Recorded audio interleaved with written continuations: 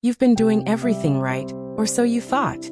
The right products, the right tools, the right amount of effort. But every single morning, you look in the mirror and something still feels flat. Limp. Defeated.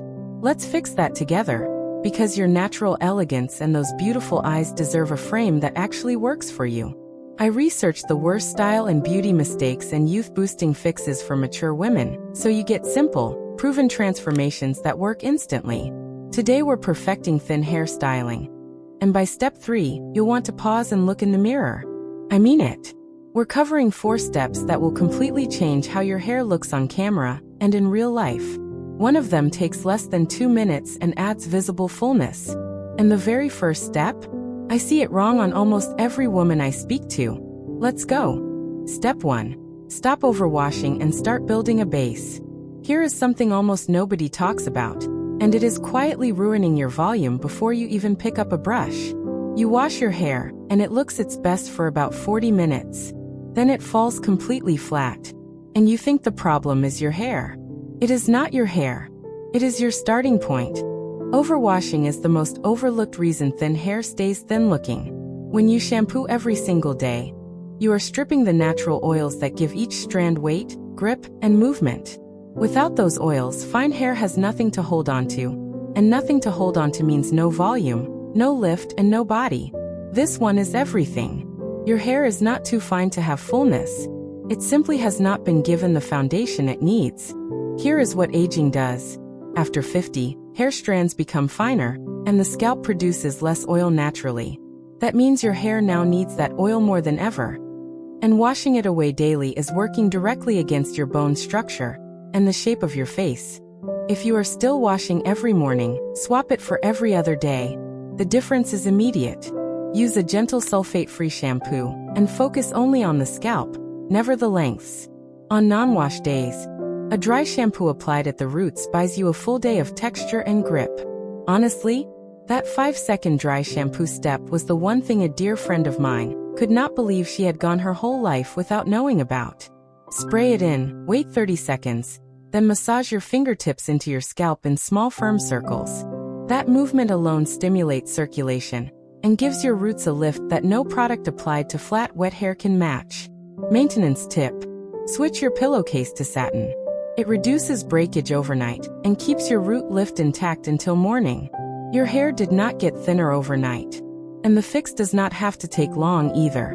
Up next, step 2 is the single product mistake that is pressing your hair completely flat, and most women have no idea they are making it every single day.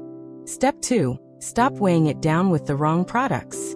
Have you ever applied what feels like the right amount of product, and somehow ended up with less volume than when you started?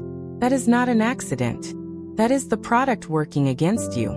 Product weight is the silent killer of thin hair. And after 50, when each strand is already finer than it was at 30, anything heavy becomes your hair's worst enemy. Here is the truth nobody puts on the back of the bottle. Most moisturizing conditioners, rich hair masks, and styling creams were formulated for thick, coarse hair. Applied to fine hair, they coat the strand and make it too slippery to hold any shape at all. You style, you smooth, you walk out the door, and 30 minutes later everything has collapsed. This is the one that made a close friend of mine stop mid-sentence and say, "Why did nobody tell me this years ago?" So what does this mean for you? Your conditioner should never touch your roots. Apply it only from mid-length to ends. And even then, choose a lightweight spray formula over a cream. Cream conditioner on fine hair near the scalp is adding weight exactly where you need lift. If you are still reaching for a thick styling cream, swap it for a volumizing mousse applied only to the roots while hair is damp. The difference is immediate. Mousse gives grip without weight, which means your style actually holds. For finishing, swap heavy serums for a weightless shine mist. 1 or 2 spritzes from 12 inches away. That is enough to add luminosity to your natural elegance without dragging anything down. Yes, that simple. Maintenance tip: once a week, use a clarifying shampoo to remove product buildup. Even lightweight products accumulate, and buildup is invisible until your volume simply stops responding. You did not lose your volume. You just gave it back to yourself. Step 3 is the one everyone skips. And it is the exact reason your blowout looks flat by noon. You will not want to miss this one. Step 3. Learn the drying technique that builds volume from the root. You spend 20 minutes blow drying and something still looks completely flat the moment you finish. Sound familiar? The problem is not your dryer. The problem is direction. Most women dry their hair in the direction it naturally falls. It feels intuitive. It feels right. But for thin hair, that direction is the exact opposite of what creates volume. Drying downward smooths the cuticle and removes any natural lift at the root. That gives you shine, but it also gives you pancake flat hair that no product can rescue afterward. For fine hair over 50, you need lift first, then smoothness. Here is how it works. After towel blotting, never rubbing, always pressing, flip your head forward and dry at the root with the nozzle pointing up toward your scalp. Those roots need to set lifted, not flattened. This is the one technique that changes how your entire face reads on camera. And it takes less than 2 minutes when you know what you are doing. Once the roots are 60% dry and lifted, flip back up and use a medium round brush to roll each section upward from the ends toward the root, never pulling straight out. Rolling creates a curve in the strand that holds air inside. That trapped air is what volume actually is. If you are still pulling sections straight out while drying, swap it for rolling upward. The difference is visible the moment you release the brush. Honestly, I wish someone had shown me this in my 30s. It is not a styling trick. It is structural. Maintenance tip. Finish with a blast of cool air for 10 seconds at the root. Cool air seals the cuticle in the lifted position and adds up to 3 extra hours of hold. Step 4 is the final piece, and it is the one your stylist probably never explained. It is the cut itself. And it is the reason all of this can still fall flat without it. Part 4, Step 4. Get the cut that does half the work for you. Bold truth.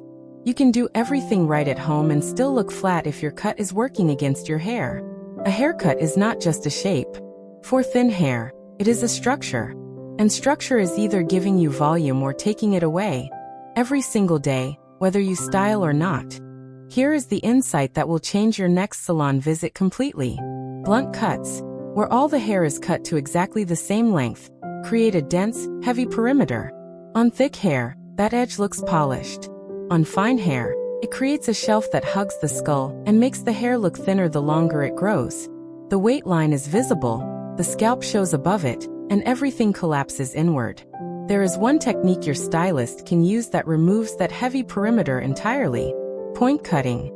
Your stylist holds the scissors vertically and cuts into the ends at an angle rather than straight across. It removes weight from the perimeter without removing length. The result is movement, texture, and the appearance of density, all from the ends alone. If your stylist is still giving you a blunt cut, ask for point cutting at the ends and interior layering through the crown. The difference is immediate and it holds through every wash.